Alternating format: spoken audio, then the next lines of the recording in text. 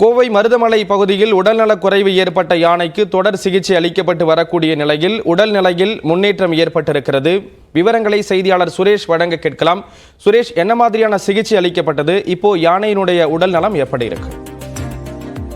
ஸ்ரீராம், கண்டிப்பாக கோவை மருதமலை வனப்பகுதியில் உடல்நலை குறைவால் படித்திருந்த யானை கிரேன் மூலம் நிறுத்தப்பட்டு தீவிர சிகிச்சை அளிக்கப்பட்டு பின்னர் யானை தற்போது நின்று உணவு அருந்தி வருகிறது.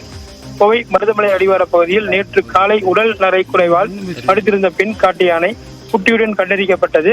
நேற்று முழுவதும் உடல் நலம் பாதிக்கப்பட்டு காட்டு யானைக்கு வனத்துறையினர் மற்றும் கால்நடை மருத்துவர் குழுவினர் தொடர்ந்து சிகிச்சை அளித்து வந்தனர். இந்நிலையில் இரண்டாவது நாளாக இன்று காலை முதல் குளுக்கோஸ் நோய் எதிர்ப்பு மருந்துகள் மற்றும் நீர்சத்து உணவுகள் கொடுத்து சிகிச்சை அளித்து வந்தனர். யானையின் உடல்நிலை சற்று முன்னேற்றம் ஏற்பட்டதை தொடர்ந்து கிரேன் மூலமாக காட்டு யானை தூக்கி நிக்க வைக்கப்பட்டது. மேலும் அதிக அளவு தண்ணீர் யானை மீது பீச்சி அடிக்கப்பட்ட நிலையில் சோர்வாக காணப்பட்ட யானை மீண்டும் உடல் நலம் தேறி வருகிறது. யானை நிற்கப்பட்டவுடன் அங்கிருந்த 4 மாத குட்டி யானை தாய் யானையுடன் பால் குடித்தது. அதனைத் தொடர்ந்து பெண் காட்டு யானைக்கு கொடுக்கப்பட்ட உணவை சீராக தற்போது எடுக்க துவங்கியுள்ளது.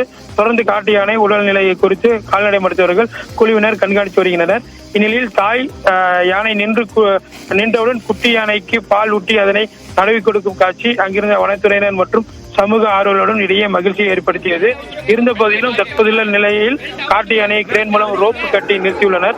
உடல் தேரும் பட்சத்தில் கிரேனை அவிழ்த்துவிட்டு குட்டி யானையுடன் காட்டுக்கு அனுப்பும் பணி நடைபெறும் என்று வனத்துறை கூறியுள்ளனர். இருந்த போதிலும் தொடர்ந்து யானையை தற்போது கண்காணித்து வருகிறார். விவரங்களை வழங்கியதற்கு நன்றி சுரேஷ்.